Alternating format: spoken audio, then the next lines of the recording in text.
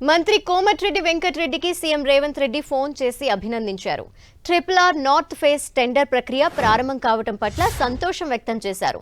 2017లో ఆగిపోయిన RRR project మీ కృషి, సహకారం, సలహాతోనే పట్టాలెక్కిందని సీఎంకి తెలిపారు మంత్రి కోమటిరెడ్డి.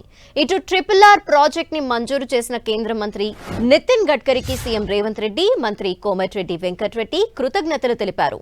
అంతకు ముందు regional ring road north phase road నిర్మాణ పనులకు కేంద్ర ప్రభుత్వం టెండర్లని ఆహ్వానించింది. గిర్మాపూర్ నుంచి యాదాద్రి వరకు 4 లేన్ల ఎక్స్ప్రెస్ వే కోసం టెండర్స్ పిలిచింది.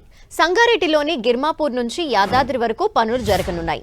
RRR ఉత్తర భాగం రోడ్డు మొత్తం 5 భాగాలుగా విభజించగా 7,104 కోట్లతో రోడ్డు నిర్మాణానికి టెండర్లను పిలిచింది కేంద్ర ప్రభుత్వం. 2 ఏళ్లలో RRR నిర్మాణం పూర్తి చేయాలని టెండర్ నిబంధనల్లో పేర్కొంది.